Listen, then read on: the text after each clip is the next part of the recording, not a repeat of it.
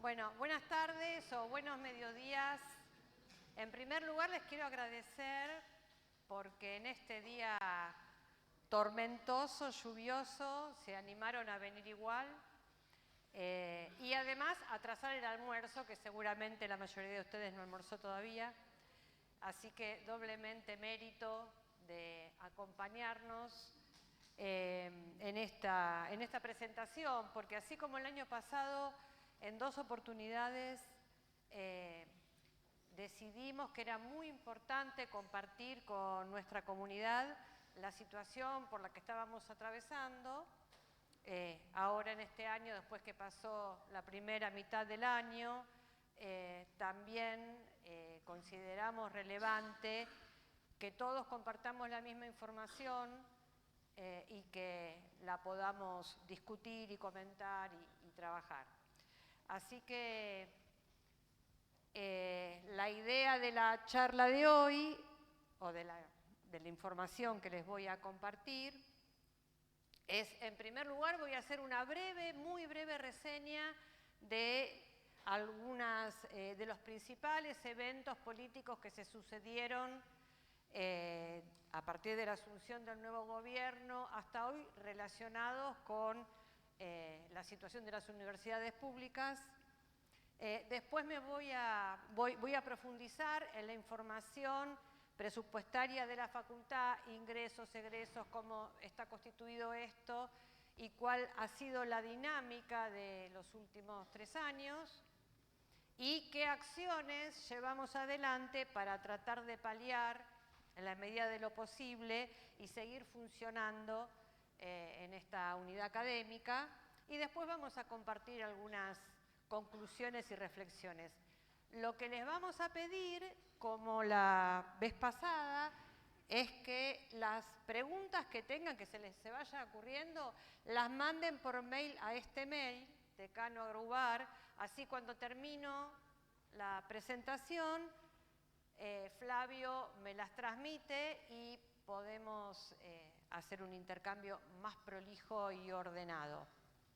Así que acuérdense el correo decana@agrubar.ar para las preguntas o comentarios o lo que fuera. Bien. Entonces, una reseña de los principales eventos. Quienes vinieron a las 2 charlas anteriores van a ver que lo que hice fue completar con lo que pasó en el primer semestre de este año.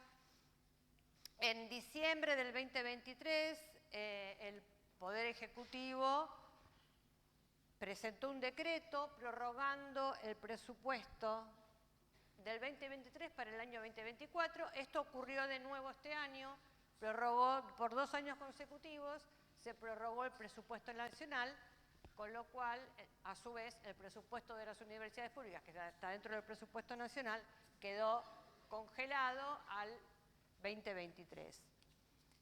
Muy cerca de esa fecha, ya en febrero, el Consejo Superior, a través de una resolución, manifestó su extrema preocupación por la situación presupuestaria de la universidad. En abril, 2 meses después, se declaró la emergencia, el Consejo Superior declaró la emergencia presupuestaria y convocó a la marcha federal universitaria que se hizo el 23 de abril, que fue una marcha muy, muy masiva. Muchos de ustedes hemos participado. Como consecuencia de esa marcha, en mayo, el Poder Ejecutivo recompuso en un 270% los gastos de funcionamiento y en un 300% los gastos de salud. Salud serían los hospitales universitarios, de las universidades que tienen hospitales universitarios. En el caso de la UBA tiene 4 hospitales universitarios, además del Hospital de Odontología y el de Veterinaria.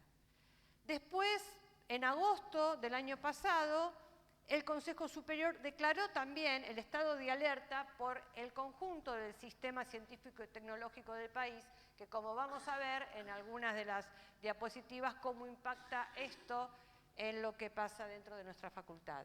El 13 de septiembre se aprobó la Ley de Financiamiento Universitario. El 2 de octubre, ante la amenaza del veto a esa ley hubo una segunda marcha muy masiva.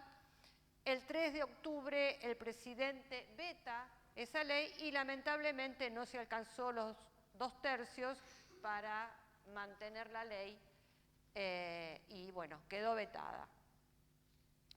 Después, entre junio y noviembre del año pasado, si recuerdan, en la charla que di en octubre hablé específicamente con más detalle del tema de las auditorías, porque tuvimos unos meses de una intensa campaña respecto de que las universidades públicas no nos dejábamos auditar y quedó muy demostrado que esto no fue así. De hecho, después se diluyó el tema y el gobierno no siguió con ese impulso.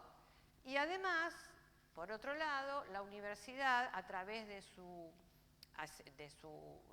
área de legales, presentó ante el Poder Judicial una certificación de certeza respecto de a quién le correspondía hacer las auditorías y el Poder Judicial, una vez más, le dio la razón a la UBA respecto de que las auditorías se hacen, las hace el organismo que corresponde, que es el que depende del Congreso Nacional, ya que las universidades públicas son creadas por leyes del Congreso Nacional, y que la UBA estaba totalmente al día y cumpliendo con las auditorías que correspondían. También en ese segundo semestre del año pasado se hicieron muchas actividades de visibilización. Si recuerdan, en nuestra facultad los estudiantes muy activamente hicieron muchas actividades de visibilización, tomando como epicentro el pabellón Parodi y el centro de estudiantes. Los docentes, muchos de los docentes participamos en esas actividades de visibilización también, y los no docentes también haciendo distintas intervenciones. ¿Qué pasó en el primer semestre de este año? Bueno, la UBA convocó a una cantidad de actividades, abrazos al Hospital de Clínicas, al Hospital Rofo, marcha de las antorchas, etcétera, entre otras actividades acompañadas por toda la comunidad, ¿no? Docentes, no docentes y estudiantes, para sostener lo que viene ahora, que es la propuesta o el apoyo a un segundo proyecto de ley de financiamiento de la educación universitaria, en que por esta resolución de hace unos meses, el Consejo Superior le pide a diputados y senadores que apoyen y voten favorablemente esta ley. Finalmente, hace una semana o un poquito más, la Cámara de Diputados aprobó esta ley y supuestamente esta semana se va a tratar en la Cámara de Senadores. Esto un poquito para poner en contexto los acontecimientos de este año y medio, que es solo un año y medio, pero parece que fuera mucho tiempo. Ahora me voy a puntualizar en lo qué es lo que pasa, qué es lo que ha pasado con los ingresos y los gastos de nuestra facultad. Ustedes imagínense que nuestra facultad recibe proporcionalmente lo mismo que las otras facultades y nuestra universidad lo mismo que las otras universidades. Así que cambiando un poco de escala, es más o menos la misma situación que atraviesan todas las universidades públicas y sus unidades académicas. Respecto de los ingresos, en esta figura lo que mostramos es, en esta barra verde oscura, es el ingreso que llegó en enero del presupuesto nacional, ¿no? Lo que le corresponde al gobierno nacional a través del presupuesto distribuir entre las universidades públicas. Esto es lo que le corresponde a la Facultad de Agronomía, ¿no? Esto fue una partida que abrieron el crédito a principio de año. Y estas barritas en verde claro son los ingresos que vamos recibiendo por recursos propios, lo que genera la facultad. Tengan en cuenta que parte de estas barritas, o la mayor proporción de los recursos propios, lo que mostramos es el 20% que se queda a la facultad, porque el resto de los convenios, de los servicios, etcétera, quedan en la cátedra los profesores, el equipo que hace la actividad. Entonces, si sumamos en este primer semestre los ingresos por aportes del presupuesto nacional más los recursos propios, estamos mitad y mitad en el primer semestre, ¿sí?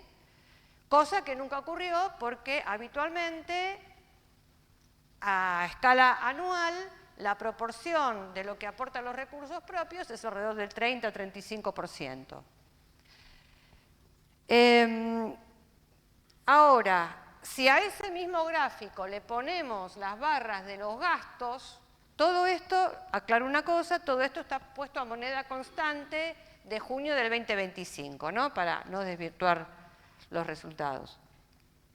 Entonces, fíjense que los gastos, las barritas de los gastos, si sumamos la barrita de los gastos, las barritas rojas, es superior al ingreso que vino del presupuesto nacional solamente en los primeros 6 meses del año. Y si hacemos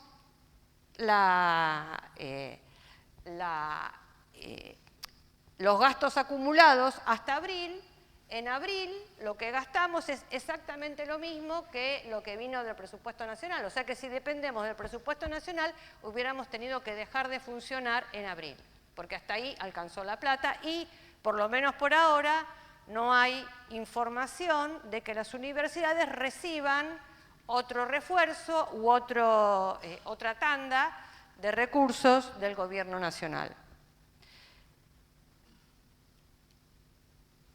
Y esta es una comparación de los ingresos. Acá estamos comparando los primeros semestres del 2023, 2024 y 2025, también a moneda constante de junio del 2025. Y entonces fíjense que claramente los ingresos del presupuesto nacional bajaron en un 21% del 23 al 24, en un 18% del 24 al 25, estas son las variaciones interanuales, mientras que los recursos propios tuvieron una gran disminución entre el 23 y el 24, después vamos a recordar a qué se divide eso, y logramos una mejora en el primer cuatrimestre, el primer semestre del 25 respecto del 24 en estos ingresos. Una mejora que por supuesto no llega a compensar todo lo que perdimos del 23 al 24. Si hacemos un zoom, un detalle en cómo se componen estos recursos propios, vamos a ver que esencialmente los recursos propios provienen de convenios, que son los convenios que aprueba el Consejo Directivo entre docentes, investigadores, con empresas, con organismos públicos, con ONGs, etc. No todos los convenios tienen un aporte significativo en recursos, entonces acá lo que vemos es una parte de los convenios que efectivamente aportan recursos. Los cursos, estos son los cursos tanto del EPG como los cursos para el público en general, como las diplomaturas. Es todo ese conjunto de cursos que ofrece la facultad. De nuevo, esto es el 20%, ¿no?, de lo que se queda en la facultad. Servicios, estos servicios se refieren a los servicios que prestan los laboratorios que tenemos en la facultad, o a las asistencias técnicas que se entienden como servicios que prestan nuestros docentes a terceros. Bueno, finalmente, campos, que serían los ingresos que nos vienen de los campos de la UBA, y otros, esto básicamente son los cánones, ¿no? Los cánones del agrobar, del kiosco, etcétera, que tienen una importancia menor, un impacto menor. Si vemos la variación interanual, en todos los rubros, en todos los tipos de los rubros de los ingresos, hubo una disminución importante. Por supuesto que como los convenios son los que más aportan, esto tuvo un impacto mayor. Pero del 24 al 25, en casi todo, en todos los rubros de los ingresos, logramos mejorar, pero sin compensar esa pérdida que hubo entre el 23 y 24. Si se acuerdan, el año pasado, creo que fue en la primera charla de abril, yo les contaba que nosotros teníamos convenios muy importantes, de montos importantes, principalmente con organismos del Estado, por ejemplo el Ministerio de Educación, por ejemplo el Ministerio de Ciencia y Técnica, ministerios que ya no existen, ¿no? Entonces esos convenios se interrumpieron, no siguieron más adelante y eso fue uno de los principales impactos negativos en la generación de recursos propios. Bien.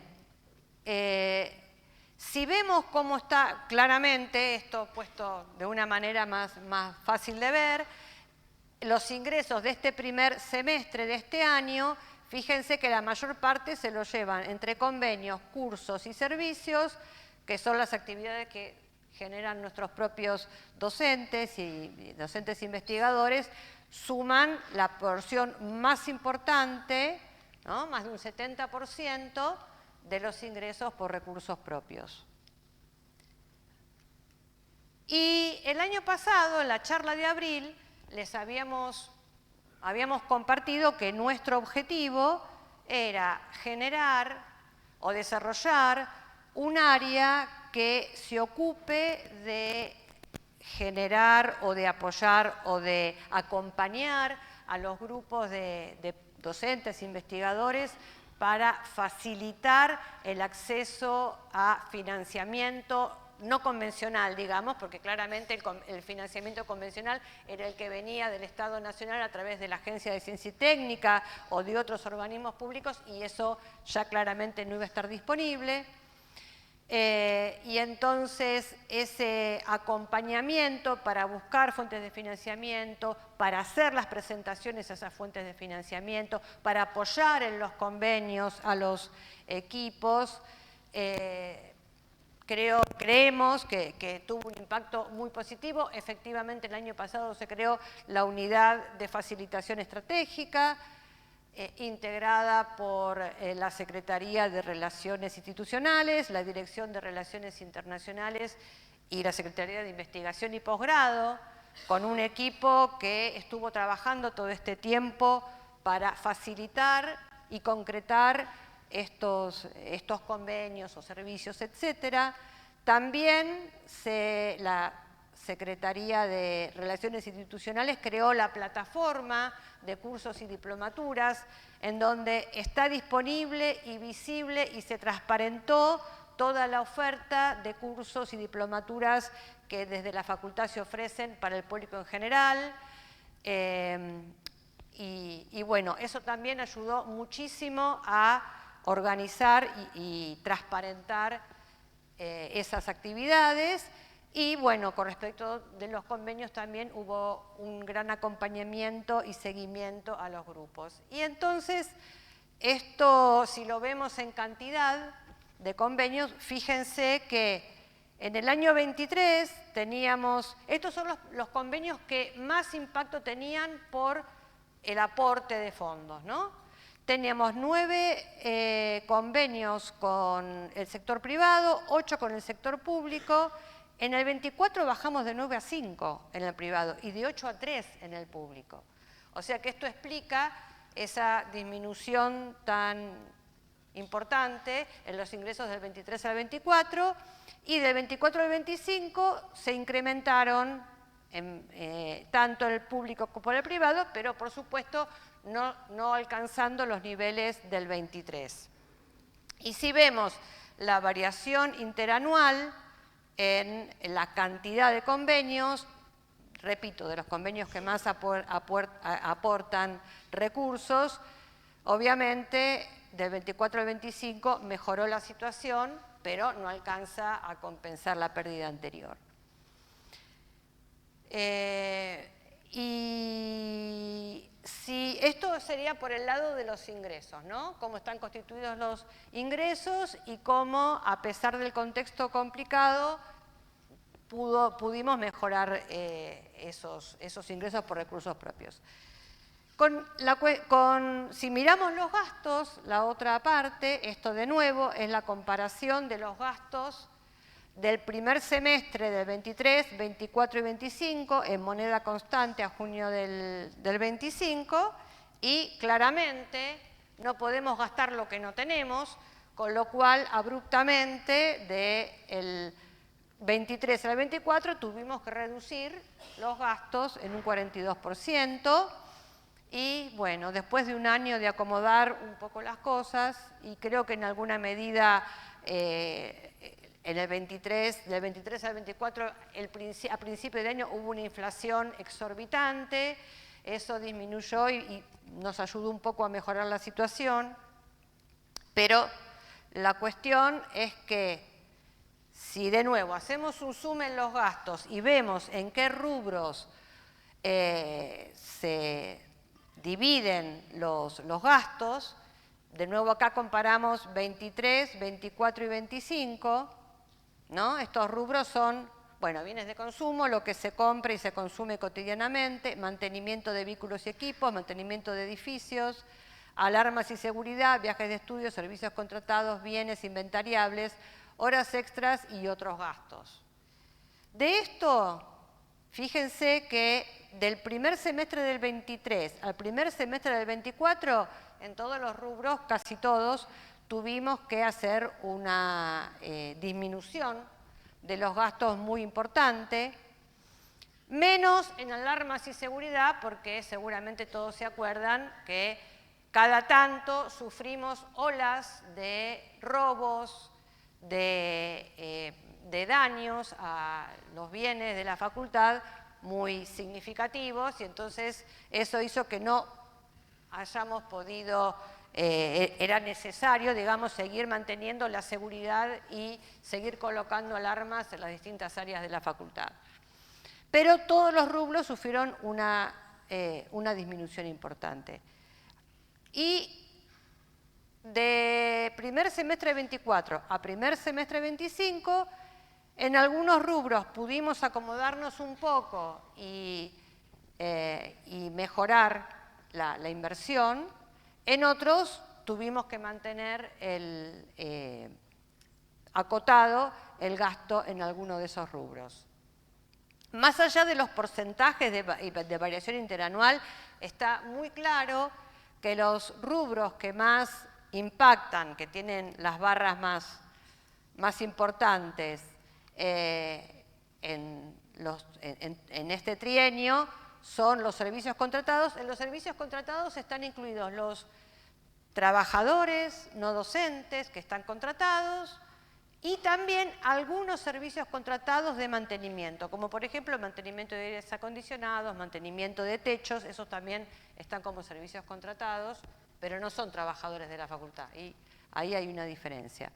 Los viajes de estudio, que tienen un impacto importante en el gasto, y obviamente el mantenimiento de edificios, todos edificios, la mayoría edificios viejos, que necesitan todo el tiempo ser mantenidos, ¿no? Y si vemos los gastos, acá no se ve algo, bueno, qué pena, ahí está. Si vemos cómo están distribuidos los gastos de este primer semestre del 2025, si sumamos los contratos más las horas extras, da el 33%. Esto es más o menos lo mismo que daba el año pasado, daba alrededor del 30%, y nosotros el año pasado lo que planteamos es que los contratos es algo que tenemos que pagar todos los meses, que nosotros no queríamos dejar a nadie sin contrato porque es su ingreso, y que entonces el proyecto o el procedimiento iba a ser, a medida que se iban jubilando los no docentes, ir incorporando a esos contratados, pero no reemplazarlo por otro contrato. Y entonces, para hacer eso, lo que tuvimos que hacer, y creo que se logró en buena medida, es reasignar tareas. Y que por un lado, en el caso, por ejemplo, de las áreas administrativas, hay muchos ejemplos que muestran que este proceso nos ayudó mucho a reducir los contratos. De hecho, del año pasado a disminuyó la cantidad de contratos de más de 35 a 20. Entonces pudimos hacer ese proceso de incorporar a la gente a planta, y la otra posibilidad, a partir de la jubilación de uno docente, es que además de entrar a gente a planta, cuando es de una categoría mayor a la mínima, las diferencias de categoría se usan para hacer promociones de los no docentes que pueden aspirar a una categoría superior. Y en este caso lo que decidimos en esta reasignación de tareas es priorizar en los casos en que ese personal asume unas tareas que antes no hacía o tareas más complejas, ¿no?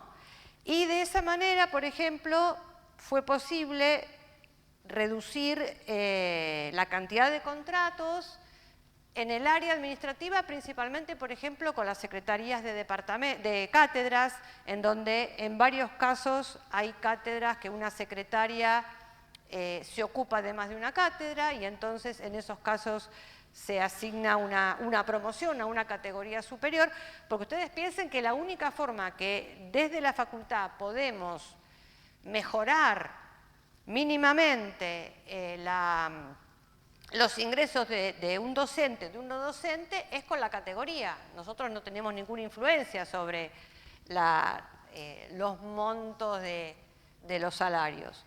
Entonces, esto fue muy positivo, con un gran trabajo y acompañamiento del personal, del área de personal, de la dirección general, administrativa, de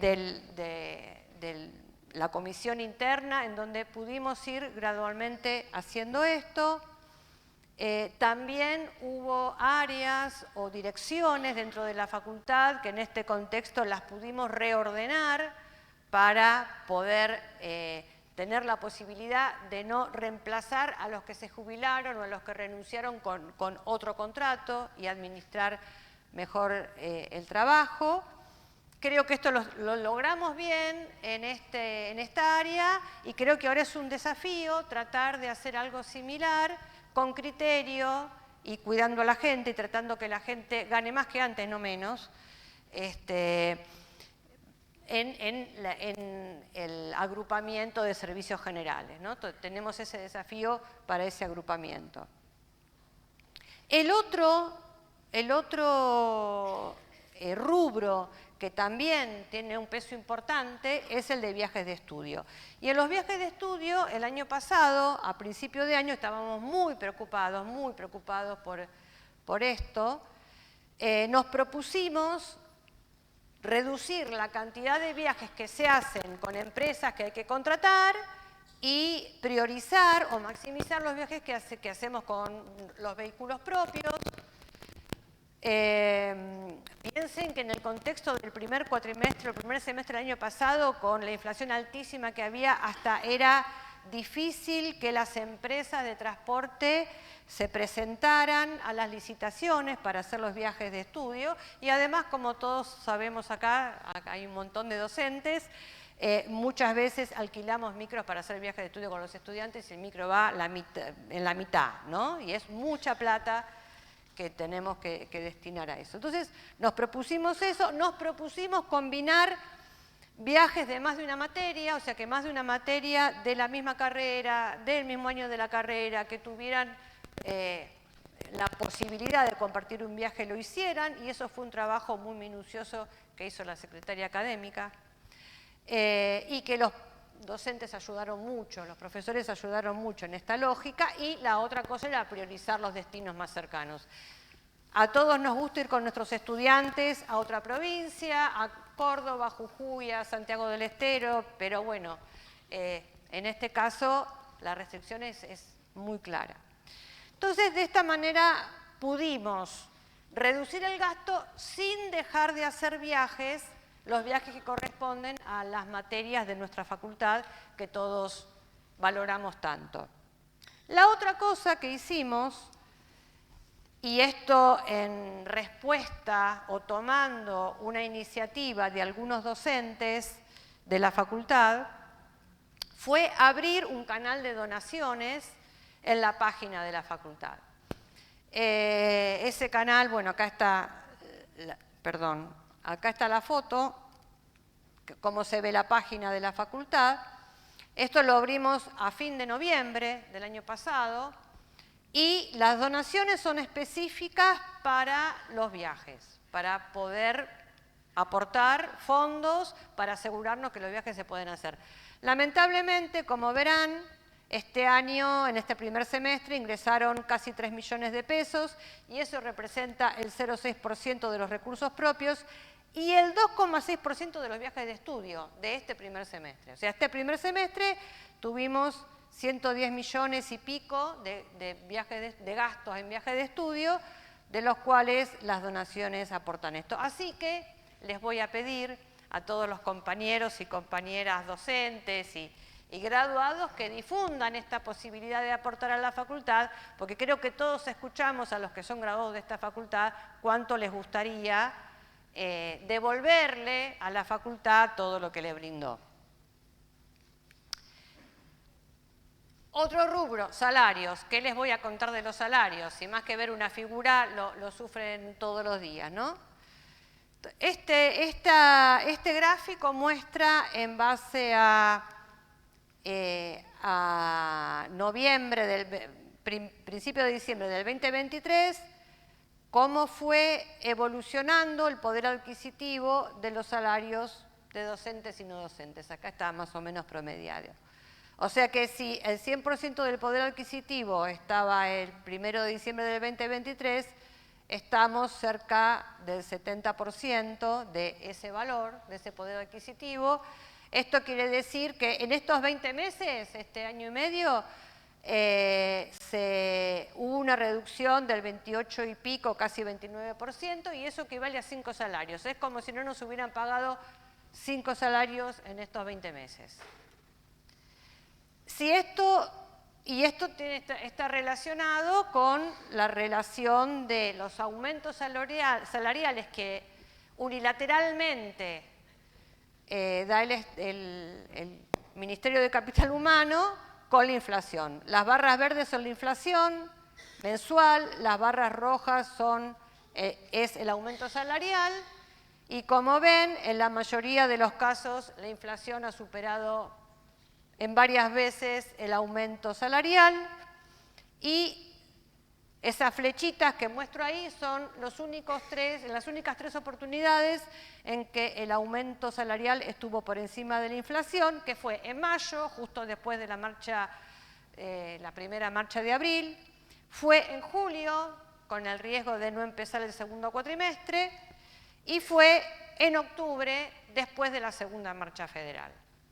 O sea, esas fueron las únicas 3 oportunidades en que superó la inflación mensual. Si hacemos un zoom en el primer semestre de este año, lo que vemos, lo que seguramente muchos de ustedes escucharon, es que el gobierno ofreció un aumento del 7,5% a pagar en 3 veces, entre septiembre y noviembre, y en agosto empezaría con un 3,95. Un 3,95 en agosto es el 1,3% que no pagaron en junio y julio, digamos, si lo acumulan, lo patean para agosto. Y eso seguiría con un incremento del 1,2 y 1,1 en agosto y septiembre. Con esos valores, esos aumentos seguirían estando por debajo de la inflación, con lo cual la perspectiva es que ese deterioro en el poder adquisitivo de nuestros salarios se siga sosteniendo. Así que en este sentido no es nada promisoria la situación. Después, como les decía antes, el único dispositivo que tenemos nosotros para mejorar un poco el poder adquisitivo de docentes y no docentes es los concursos y promociones. Y en el último Decanato Informa hicimos una síntesis de la cantidad de concursos y promociones y designaciones que se hicieron a docentes, auxiliares y profesores. Y en el caso de los no docentes también, un concurso que ya se concretó del jefe de vigilancia, otros concursos que están en marcha, que es estos concursos administrativos, servicios generales y técnicos, y últimamente, hace un mes, unas semanas, justamente a partir de las jubilaciones de no docentes se pudo dar un aumento de categoría a distintos no docentes de la facultad. Respecto de investigación y posgrado, otra situación complicada. El año pasado les habíamos mostrado lo que había pasado hasta el 2023. Estos son los ingresos por los proyectos PICT.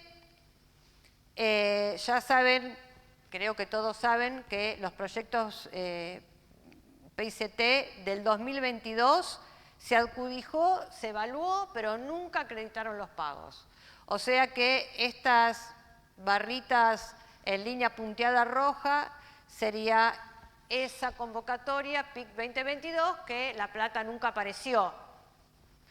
Después, el llamado a la convocatoria 2023 se prorrogó 6 veces. ¿no? 6 veces se fue pateando, se fue prorrogando en este año y medio. O sea, hay un cierre programado para el 30 de octubre, no sabemos si va a ocurrir o no, y uno puede sospechar que si del 2022, que estaba acreditado, evaluado y aprobado, nunca acreditaron los pagos, no tenemos muy claro qué va a pasar con el 2023. Y entonces lo que vemos en estas barras es los ingresos por año en el 2023. En el 2024 ya solo era una parte de los ingresos que quedaban de la convocatoria 2021 y otro poco del 2020, perdón, nada del... Bueno, y esto es la disminución abrupta de los recursos para investigación proveniente del Sistema de Ciencia y Técnica Nacional. Si vemos los UBACIT, con los UBACIT, perdón, esta figura y la anterior están en dólares, ¿no? Pasado a dólares para hacerlo comparativo. Y entonces acá tenemos los ingresos por UBACIT del 2023 y los ingresos por UBACIT del 2024. En cantidad de proyectos más o menos son los mismos que tuvimos siempre, entre 60 y 70 proyectos acreditados en cada convocatoria, es más o menos lo mismo. Lo que pasó ahora es, justamente por la devaluación del peso, las cuotas de los UBACIT expresada en dólares tuvieron una pérdida muy significativa, ¿no? La cuota promedio en el 2023 de cada UBACIT era de 718 dólares más o menos, y en dólares, y en el 2023 a 236 dólares. O sea, claramente ese deterioro tiene que ver con la fuerte restricción que también sufre la Universidad de Buenos Aires para sostener estos proyectos, estos subsidios. Bueno, acá lo que mostramos es solamente el primer semestre. En general los UBACIT tienen varias cuotas. Hasta ahora solo se recibió una primer cuota este año, del 2025. Y la cuestión es que la combinación de la pérdida del poder adquisitivo del peso, ¿no? Y el menor monto de las cuotas hizo que el financiamiento de los UBACIT en dólares del 2025 equivalen a un sexto de lo que fue en el 2023. De hecho, todos sabemos que, por ejemplo, con un UBACIT, si queremos ir al viaje al campo porque tenemos que hacer mediciones en el campo, apenas nos alcanza para ir una vez, ¿no? Y no mucho más. Bien, acá simplemente sumamos las dos vías de financiamiento para la investigación más habituales, UBACIT y PICT. Obviamente da este resultado. Ahí me quedó no antes. Entonces, claramente, el financiamiento público para investigación continúa bajando. La Agencia Nacional de Ciencia y Técnica ya no es una fuente de ingresos para sostener la investigación, claramente. Y si bien la universidad hace esfuerzos para seguir manteniendo la convocatoria a subsidios, también sufre el recorte del presupuesto nacional, con lo cual no puede mantener los montos que habitualmente mantenía para esos subsidios. Después, las becas doctorales del CONICET, ya todos saben también que la cantidad de becas doctorales se redujeron significativamente entre el 22 y el 23 y entre el 22 y el 24, y que esto hace que, en el caso de lo que pasa en nuestra facultad, docentes que habían terminado su doctorado con una beca doctoral del CONICET y que estaban esperando para ingresar a carrera o para hacer una beca postdoctoral, esas posibilidades están sumamente restringidas y la probabilidad que accedan son casi cero. Entonces, el año pasado, una docente que había sido seleccionada para entrar a carrera en el 2023, esa entrada a carrera de investigador nunca se efectivizó. Y entonces fue incorporada a otra cátedra con dedicación exclusiva, obviamente con el acuerdo de las partes y porque la formación de esta docente era acorde con las necesidades de esa cátedra, que sí tenía recursos para asignarle un cargo.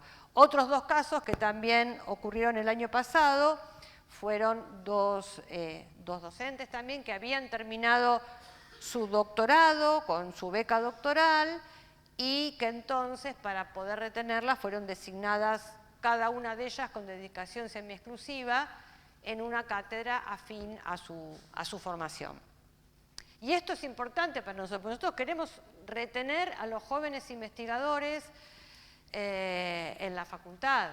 Tenemos pocas alternativas, pero la verdad es que todo lo que podamos hacer, lo vamos a hacer en estos casos en que terminaron el doctorado, fueron convocados, fueron seleccionados y bueno, esto no se logró. Ahora estamos analizando situaciones similares, que hay 2 o 3 casos también, similares a las del 2024, para poder ofrecerles un cargo docente a estos jóvenes. Bueno, ya voy terminando, no quiero deprimirlos más con este día de lluvia. Quiero compartir con ustedes algunas reflexiones y algunas conclusiones. En primer lugar, creo que todos hacemos esfuerzos, todos hacemos esfuerzos, docentes, no docentes, estudiantes, para tratar de que la facultad siga funcionando como queremos y como deseamos. Ahora, esos esfuerzos que hacemos de ninguna manera van a poder reemplazar los ingresos que deben provenir del Estado, porque así está establecido en la Constitución Nacional y así está establecido en la Ley de Educación Superior.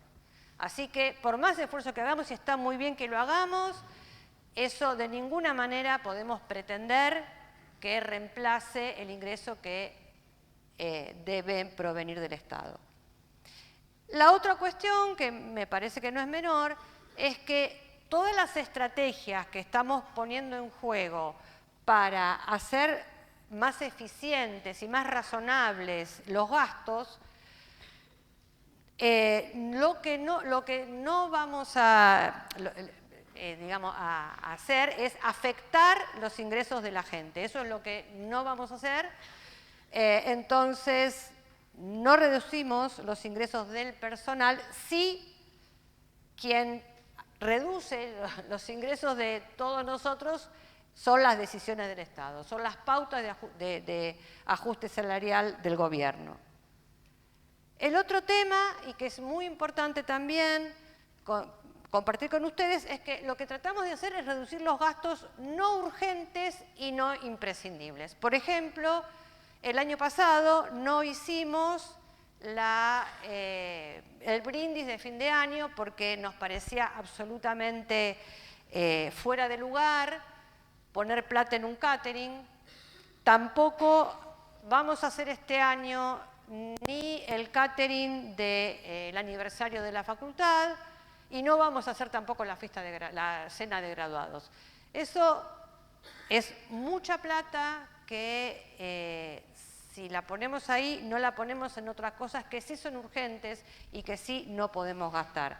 Sí, por supuesto, vamos a homenajear a nuestra facultad en su aniversario, vamos a homenajear como siempre a los graduados que cumplen 25 años y 50 años con la profesión, a los docentes y no docentes que cumplen 25 años de trabajo en la facultad, y a los que se jubilaron, pero lo vamos a hacer en un acto en esta sala y sin ningún catering. Me parece que eso es importante, por ejemplo, ¿no? Y lo que tratamos de hacer es no afectar las actividades académicas, de mantener los viajes. Ahora tenemos la acreditación. Jueves y viernes vienen los evaluadores de la CONIAU para evaluar nuestra carrera de agronomía por tercera vez en la historia de nuestra vida. Y entonces, bueno, obviamente en ese marco fue necesario hacer algunos arreglos, algunos ajustes, pero bueno, la verdad es que, como pasa siempre, si asignamos recursos a una cosa, no la podemos asignar a otra. Y lo que sí somos muy conscientes de que la reducción que tuvimos que hacer en el mantenimiento de edificios, por ejemplo, o en el mantenimiento de bienes inventariables como comprar equipos, computadoras, vehículos, eso no es sostenible en el tiempo. Lo podemos sostener 1 año, 2 años, pero no mucho más. O sea que de mantenerse esta situación, evidentemente se va a afectar muy seriamente el funcionamiento de la facultad. Y en este contexto adverso, la Universidad de Buenos Aires hace todo el esfuerzo posible por sostener los recursos para investigación.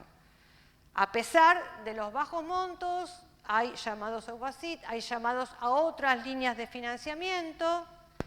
Y, por ejemplo, una muy buena noticia, en la última reunión de Consejo Superior se creó un instituto de investigación de esta facultad de estudios sociales, agroalimentarios, rurales y ambientales, en donde también es todo un mensaje, porque los institutos de investigación de la UBA reciben un aporte económico que seguramente no les va a permitir algo magnífico, pero sí es un mensaje, me parece importante, por parte de nuestra universidad. Y me acaba de llegar un mail avisándome el secretario de Ciencia y Técnica, el secretario de Posgrado, que va a haber una partida presupuestaria para apoyar los doctorados.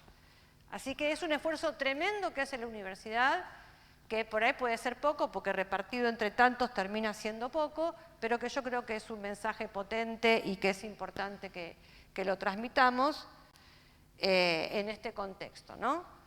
Y bueno, finalmente me parece que el mensaje final es convocarlos a que acompañemos la sanción de la nueva ley de financiamiento universitario, y acompañar significa participar en actividades de visibilización y participar en una gran marcha que va a acompañar a esta propuesta, a esta nueva ley de financiamiento universitario, que estamos bastante seguros que va a ser aprobada en el Senado en estos días.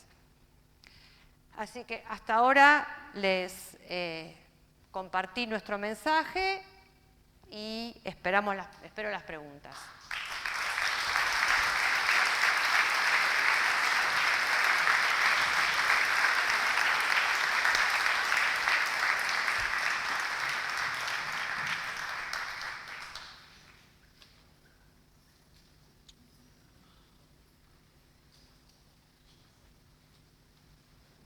Hay 3 preguntas bueno, o comentarios. Escucho mucho énfasis en la generación de recursos propios, pero me pregunto cuáles serían los escenarios probables hasta fin de año con respecto a los aportes del Estado y si hay propuestas del Consejo Superior para seguir visibilizando más este problema. Bueno, sí. El panorama hasta ahora es que no parece que el gobierno unilateralmente refuerce los recursos que giró hasta ahora. Creo que la puesta en juego, la visibilización de esto es que el Consejo Superior permanentemente está sacando declaraciones, resoluciones, invitando a hacer actividades de visibilización por este tema que afecta a las facultades y afecta mucho porque nuestra universidad tiene varios hospitales universitarios en donde si nosotros sufrimos este desbalance entre la inflación y los ingresos, los hospitales, los insumos médicos, los equipamientos médicos tienen una inflación mucho mayor que el promedio. Entonces, eso es un problema para nuestra universidad. Creo que lo que tenemos ahora, de ahora en más, esencialmente yo estoy convencida de que es acompañar esta ley de financiamiento con una gran movida, una gran movilización y que eso lleve a que diputados y senadores, en la situación en que el presidente la vete, porque seguramente la va a vetar, consiga los 2/3 para que quede firme la ley de financiamiento. Me parece que ese es el camino. Otra pregunta. En virtud de que las marchas y las acciones gremiales de no inicio de cuatrimestre tuvieron efectividad respecto de los aumentos salariales. Hace 2 preguntas. ¿Cuál será el posicionamiento de decanato respecto de la movilización de las bases tanto docentes como no docentes en lo que respecta a la justificación de ausencias por actividades de este tipo?